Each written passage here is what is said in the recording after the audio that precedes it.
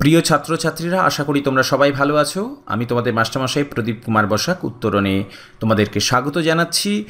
আমরা আমাদের ইতিহাস বই উচ্চ মাধ্যমিক ইতিহাস স্বদেশ এবং বিশ্ব নিয়ে আলোচনা করছি। তোমরা জানো এই বইয়ের আমরা ষষ্ঠ অধ্যায় নিয়ে মোটামুটি আমরা পড়াশোনা করছি। এই ষষ্ঠ অধ্যায়ের বিষয় দ্বিতীয় বিশ্বযুদ্ধ এবং উপনিবেশ।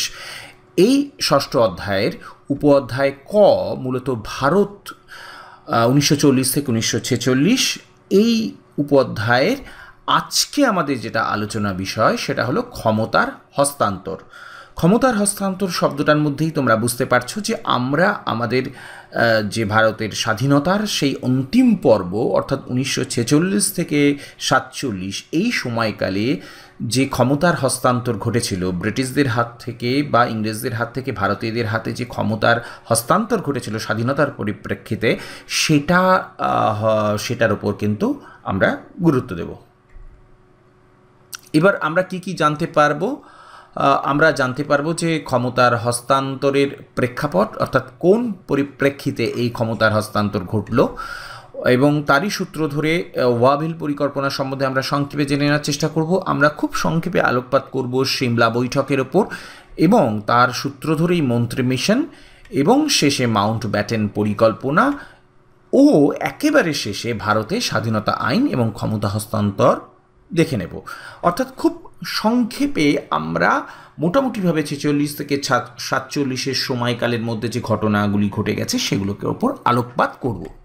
তাহলে প্রথমেই আমরা যেটা জানার চেষ্টা করব সেটা হলো যে কোন পরিপ্রেক্ষিতে এই ক্ষমতা হস্তান্তরের বিষয়টি খুব প্রাসঙ্গিক হয়ে উঠল। আমরা জানি যে এর পরিপ্রেক্ষিত বা এর প্রেক্ষিত কিন্তু অনেক আগেই তৈরি হয়ে গিয়েছিল। মূলত 1942 খ্রিস্টাব্দে যে ভারত ছাড়ো আন্দোলন গান্ধীজির নেতৃত্বে শুরু হয়েছিল, কংগ্রেস যে আন্দোলনের মূল নেতৃত্ব দিয়েছিল, সেটা কিন্তু মোটামুটিভাবে উপনিবেশ বিরোধী আন্দোলনকে একটা চূড়ান্ত পর্যায়ে নিয়ে গিয়েছিলেন, যেখানে স্লোগানই ছিল করেঙ্গে ইয়ে মারেঙ্গে, অর্থাৎ ইংরেজ তুমি ভারত ছাড়ো। এই যে কথা, এই যে বার্তা, এটা কিন্তু ব্রিটিশ সরকারের কাছে একেবারে পরিষ্কার করে দিয়েছিল যে ভারতে তাদের আর বেশি দিন কিন্তু নেই। এর পাশাপাশি আজাদ হিন্দ ফৌজের সেনানীদের মুক্তির দাবিতে আন্দোলন, এবং তার আগে আমরা জানি যে নেতাজি সুভাষচন্দ্র বসুর দেশত্যাগ এবং বিদেশের মাটিতে থেকে ভারতের স্বাধীনতার জন্য যে আন্দোলন বা যে যুদ্ধ, সেটা ভারতীয়দের দেশপ্রেমকে অনেক বেশি জাগিয়ে তুলেছিল এবং ভারতীয়দের কাছে স্বাধীনতার যে আকাঙ্ক্ষা সেটাকে অত্যন্ত মূর্ত করে তুলেছিল।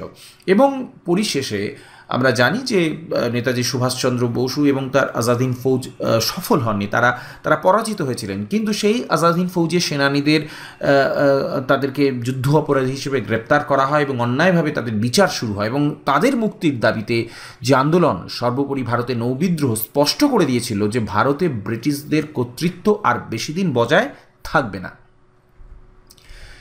1945 থেকে 1946 খ্রিস্টাব্দের মধ্যবর্তী সময়ে ভারতের বিভিন্ন প্রান্তে জঙ্গি আন্দোলন গড়ে উঠেছিল, কৃষক আন্দোলন গড়ে উঠেছিল, যেমন বাংলায় তেভাগ আন্দোলন, দক্ষিণ ত্রিবাঙ্কুরে পুন্নাপ্পা ভাইলারে কৃষক বিদ্রোহ, দক্ষিণে তেলেঙ্গানা বিদ্রোহ। এই আন্দোলনগুলিতে কৃষকরা স্বতঃস্ফূর্তভাবে যোগদান করেছিল এবং অনেক ক্ষেত্রেই তারা অস্ত্র হাতে তুলে নিয়েছিল, এবং এখানে কমিউনিস্টদের অংশগ্রহণ ব্রিটিশ সরকারকে ভীত করেছিল। ফলত 1945 খ্রিস্টাব্দের এপ্রিল মাসে দ্বিতীয় বিশ্বযুদ্ধ শেষ হবার পর ব্রিটিশ সরকার বুঝতে পেরেছিল যে ভারতে তাদের আর ক্ষমতা ধরে রাখার কোনো এখতিয়ার নেই, তাদের সেই ক্ষমতাটা নেই, তাই তারা ক্ষমতা হস্তান্তরের প্রক্রিয়া কিন্তু শুরু করে দিয়েছিল। আমরা সংক্ষেপে ওয়াভেল পরিকল্পনাটা সম্বন্ধে একটু জেনে নেওয়ার চেষ্টা করি। আমরা বুঝতে পেরেছি যে অশান্ত যে পরিবেশ, যে দাবি দেওয়া ভারতীয়রা তুলেছিল, যে আন্দোলন করেছিল, যে কৃষক আন্দোলন তৈরি হয়েছিল, তার ফলে সামগ্রিকভাবে পরিবেশটি প্রতিকূলে চলে যায় ব্রিটিশ সরকারের কাছে। ফলে এই অশান্ত পরিবেশকে স্থিতিশীল করার জন্যই বড়লাট ওয়াভেল কংগ্রেস এবং লীগের কাছে একটি পরিকল্পনা পেশ করেন। এটি ওয়াভেল পরিকল্পনা নামে খ্যাত। কি বলা হয় এতে বলা হয় যে নতুন সংবিধান তৈরি না হওয়া পর্যন্ত ভারতীয় নেতৃবৃন্দদের নিয়ে একটি অন্তর্বর্তীকালীন সরকার গঠন করা হবে। একমাত্র বড়লাট এবং প্রধান সেনাপতি ছাড়া কর্মনির্বাহক সমিতিতে সমস্ত সদস্যই ভারতীয় হবেন। ভারতের প্রতিরক্ষার দায়িত্ব কিন্তু ব্রিটিশ সরকারের অধীনে থাকবে। কার্যনির্বাহক সমিতিতে বর্ণ হিন্দু এবং মুসলিমদের অনুপাত হবে সমান সমান। এবং এই ওয়াহাবেল পরিকল্পনার যে কথাটা বলা হলো, এখানে কিন্তু একটা জিনিস পরিষ্কার হয়ে গেল যে ব্রিটিশ সরকার কিন্তু ভারতীয়দের যে সাম্প্রদায়িক বিভাজন বা জাতপাতের যে রাজনীতি সেটাকে কিন্তু উস্কে দিতে চেয়েছিল। তারই একটা বড় দিক ছিল সিমলা বৈঠক। বড়লাট ওয়াহাবেলের প্রস্তাব নিয়ে আলোচনার জন্য 1947 খ্রিস্টাব্দে জুন মাসে সিমলায় একটি সর্বদলীয় বৈঠকের আয়োজন করা হয়। কিন্তু এই বৈঠক সফল হয়নি, কারণ জিন্না পাকিস্তান প্রস্তাবে অটল ছিলেন। তিনি দুটি শর্ত আরোপ করেন। কি? বড়লাটের কার্যনির্বাহক সমিতিতে সব মুসলমান সদস্য মুসলিম লীগ থেকে নিতে হবে। দ্বিতীয়ত, পাকিস্তান প্রস্তাব কার্যকর করা এবং মুসলমান সম্প্রদায়ের স্বার্থ রক্ষার জন্য বড়লাট প্রয়োজনে ভেটো দিতে পারবেন। স্বাভাবিকভাবেই কংগ্রেসের পক্ষ থেকে জিন্নার এই প্রস্তাব মেনে নেওয়া সম্ভব ছিল না। অর্থাৎ জিন্নার এই প্রস্তাবগুলোকে যদি আমরা দেখি তাহলে পরিষ্কারভাবে বুঝতে পারবো যে তিনি মূলত মুসলিম লীগের যে দাবি দেওয়া বা মুসলিম লীগের দাবি দেওয়াগুলোকে জোরালোভাবে তুলে ধরার চেষ্টা করেছিলেন, যা আদতে ভারতীয় অখণ্ডতাকে, কংগ্রেসের পক্ষ থেকে যে ভারতীয় অখণ্ডতার কথা ভাবা হয়েছিল তার পরিপন্থী ছিল। স্বভাবতই সিমলা বৈঠক কিন্তু ব্যর্থ হয়ে যায়। এই পরিপ্রেক্ষিতে ব্রিটিশ সরকার পুনরায় আরেকটি প্রচেষ্টা শুরু করেন ভারতীয়দের ক্ষমতা হস্তান্তরেরই একটা সূত্র হিসেবে। আমরা জানি যে এই সময় কিন্তু দেশব্যাপী গণ অসন্তোষ চূড়ান্ত আকার ধারণ করেছিল। নৌবিদ্রোহ একটা উত্তুঙ্গ পর্যায়ে গিয়েছিল। ফলে ব্রিটিশ প্রধানমন্ত্রী ক্লেমেন্ট এটলি ভারতে 3 সদস্যের মন্ত্রী মিশন বা ক্যাবিনেট মিশন প্রেরণ করেন। এই 3 জন সদস্য কারা ছিলেন? এই 3 জন সদস্য ছিলেন মূলত ব্রিটিশ মন্ত্রিসভার সদস্য। তারা হলেন Sir Stafford Cripps, AV Alexander এবং ভারত সচিব স্যার পেথিক লরেন্স। এই সামগ্রিক এই 3 জনকে নিয়ে যে মিশন, তাই মূলত মন্ত্রী মিশন নামে খ্যাত। কি বলা হলো এই মন্ত্রী মিশনে? মন্ত্রী মিশনে বলা হলো যে ভারত একটি যুক্তরাষ্ট্র হবে, দেশীয় রাজ্যগুলি এতে যোগ দিতে পারবে। অর্থাৎ এখানে প্রাদেশিক এবং কেন্দ্রীয় উভয় ধরনের শাসন ব্যবস্থাই প্রচলিত থাকবে। কেন্দ্র সরকার এবং প্রাদেশিক সরকার অর্থাৎ প্রদেশগুলির মধ্যে ক্ষমতা বন্টন করা হবে। ভারতের অঙ্গরাজ্যগুলিকে মোট 3টি শ্রেণীতে চিহ্নিত করা হবে। কি কি 3টি শ্রেণী? 1 বা ক, হিন্দু প্রধান রাজ্যসমূহ, মুসলিম সংখ্যাগরিষ্ঠ প্রদেশ এবং গ, বাংলা এবং অসম। মন্ত্রী মিশনে আরও বলা হয় এই 3টি শ্রেণীতে গোষ্ঠীবদ্ধ প্রদেশগুলির নির্বাচিত প্রতিনিধিদের নিয়ে ভারতের সংবিধান রচনার জন্য একটি গণপরিষদ গঠন করা হবে। অর্থাৎ ভারতকে আগামী দিনে চালনা করার জন্য যে সংবিধান তৈরি করা হবে তার জন্য একটি গণপরিষদ গঠন করা হবে। নতুন সংবিধান অনুসারে অনুষ্ঠিত নির্বাচনের পর ইচ্ছে করলে কোনো প্রদেশ ভারতীয় যুক্তরাষ্ট্র ত্যাগ করতে পারবে। লক্ষ্য করে এটা আমাদের লক্ষ্য করতে হবে বা লক্ষ্য করে দেখো যে এই জায়গায় কিন্তু একটা বিচ্ছিন্নতাবাদের প্রশ্রয় কিন্তু রয়ে গেল। যতদিন না পর্যন্ত নতুন সংবিধান রচিত হচ্ছে ততদিন একটি অন্তর্বর্তী জাতীয় সরকার গঠিত হবে। স্বভাবতই এই যে আমাদের যে মন্ত্রী মিশনের প্রস্তাবে কিন্তু একটি অন্তর্বর্তীকালীন সরকার গঠনের এবং গণপরিষদ গঠনের প্রস্তাব কিন্তু দেওয়া হয়েছিল এবং তার প্রস্তুতি শুরু হয়ে যায়। অন্তর্বর্তী সরকার কিভাবে গঠন হলো? 1946 খ্রিস্টাব্দের 2রা সেপ্টেম্বর অন্তর্বর্তী সরকার গঠিত হয়। 12 জন বিশিষ্ট এই সরকারের 12 জন সদস্য বিশিষ্ট এই সরকারের প্রধানমন্ত্রী হলেন কিন্তু জওহরলাল নেহরু। অর্থাৎ জওহরলাল নেহরু কিন্তু অন্তর্বর্তীকালীন সরকারের প্রধান হিসেবে কিন্তু নির্বাচিত হলেন। প্রথমে মুসলিম লীগ যোগদান না করলেও পরে কিন্তু লীগের 5 জন সদস্য যোগদান করে। তবে লীগের মূল উদ্দেশ্য কিন্তু ছিল অন্তর্বর্তী সরকারের কাজে বাধা প্রদান করা। অর্থাৎ লীগ এবং কংগ্রেস, মুসলিম লীগ এবং কংগ্রেস কিন্তু পরস্পরের বিরোধী, অর্থাৎ পরস্পর থেকে অনেকটা কিন্তু দূরে সরে গিয়েছিল, যা আদতে ভারতের পরবর্তীকালের যে বিভাজন সেই বিভাজনের ইঙ্গিত কিন্তু এখানেই লুকিয়ে আছে। এবং এখানে বলা হলো যে গণপরিষদ গঠন করা হবে। সেই গণপরিষদ গঠনের সূত্র ধরেই 1946 খ্রিস্টাব্দে জুলাই আগস্ট মাসে ব্রিটিশ ভারতে সংবিধান সভার নির্বাচন অনুষ্ঠিত হয়।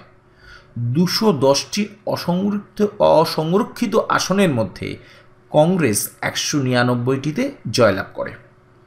1946 খ্রিস্টাব্দে 9 ডিসেম্বর গণপরিষদের প্রথম অধিবেশন বসে। মুসলিম লীগ এই অধিবেশন বর্জন করে। ডক্টর রাজেন্দ্র প্রসাদ গণপরিষদের সভাপতি নির্বাচিত হন। ডক্টর রাজেন্দ্র প্রসাদ তার লক্ষ্য সংক্রান্ত প্রস্তাব পেশ করেন। এই প্রস্তাবকে ভবিষ্যৎ সার্বভৌম গণতান্ত্রিক প্রজাতান্ত্রিক ভারতের মুখবন্ধও বলা হয়ে থাকে। 1947 খ্রিস্টাব্দে 22 জানুয়ারি এই প্রস্তাবটি গৃহীত হয়। এরপরেই আমরা যেটার উপর আলোকপাত করব সেটা হলো মাউন্টব্যাটেন পরিকল্পনা।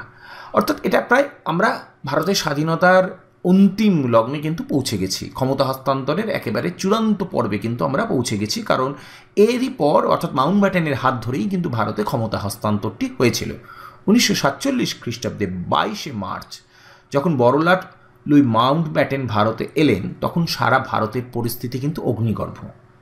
মাউন্টব্যাটেন ভারতীয় নেতৃমণ্ডলীর সঙ্গে 133টি বৈঠক করেন।